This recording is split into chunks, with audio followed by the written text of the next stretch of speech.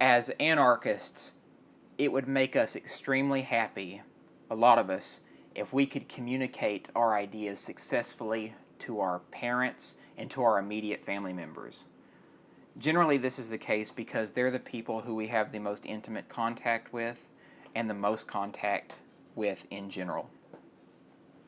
We already know that when we try to speak to anyone about anarchism, that these folks immediately have an emotional reaction to the ideas. They usually erupt in a bout of anger. There is plenty of volatility to be had when it comes with trying to discuss our ideas.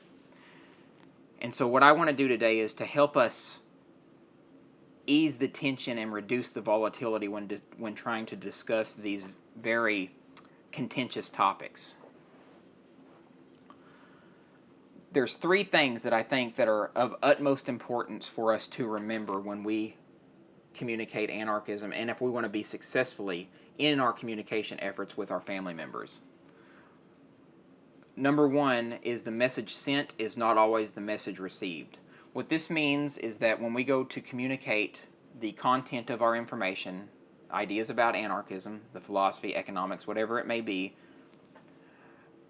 because of the emotional reaction of the individual that we're trying to speak to, of the family member receiver, they may interpret what we're saying in a completely off-kilter and skewed fashion.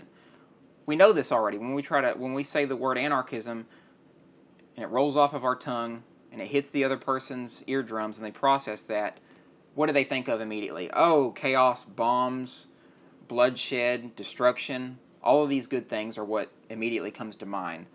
So that illustrates this axiom of communication in our everyday philosophizing about anarchy. People do not interpret it in the way that it's supposed to be interpreted. It's a baggage-filled word, and so the message sent is not always the message received, and that's almost always the case when we go to discuss anarchism with our family members. So we have to remember this and stay calm and clarify ourselves. And this aspect, this piece of it, goes into this next area, the second axiom of communication, is nonverbal communication is always more powerful than verbal communication. What this means is our body language, our facial expressions, also called microexpressions, the tone of our voice, which is called paralanguage, also speaks or communicates a message to our family members. If we don't attend to our bodily sensations, our facial expressions, we may turn our family members off to anarchism before we utter a word because we come across as haughty or arrogant to them, and that can be considered condescending or self-righteous. And now, a lot of you guys probably think, well, who cares if we sound like that when we communicate anarchism? All we're worried about is pounding the truth into their head. Yes, this approach may work for some people over time. But as far as planting seeds are concerned and being emblematic of the peacefulness of anarchism, I recommend communicating in a fashion that represents compassion and empathy. If we have this mindset of compassion and empathy, our body language, our mannerisms, our facial expressions are going to reflect that, and we're going to be more approachable. People are going to want to be near us and eventually want us to explain our position on anarchism. And in recent times, this has worked wonders for me. As I've changed my philosophy from the harder end of the spectrum to the softer end, I'm much more adaptable in situations, and I don't have a fear of opening up and letting people know about my positions on anarchism. This is the seed that germinates curiosity, in my opinion.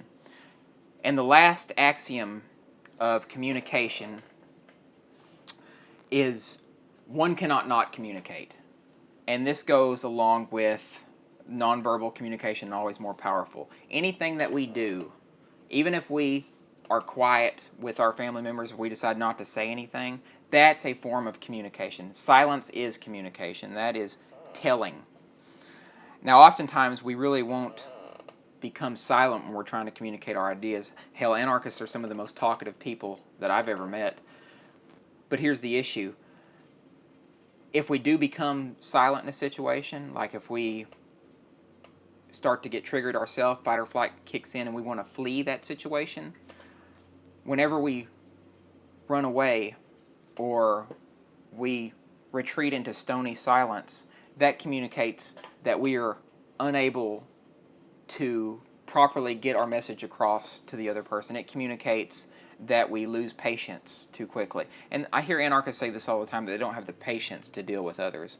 Well, one of the most important aspects of what I'm trying to talk about here is if we want to communicate anarchism successfully and get our family members especially to understand these ideas, we have to cultivate patience. We have to be willing to talk to them about these ideas. To sum everything up here, if we use these 3 axioms of communication and we pay attention to our own internal states, that will make us much more effective in communicating anarchism. And it will make people, especially our family members, more amenable to hearing the message. And that contact between us will be more it will be more empathetic and intimate.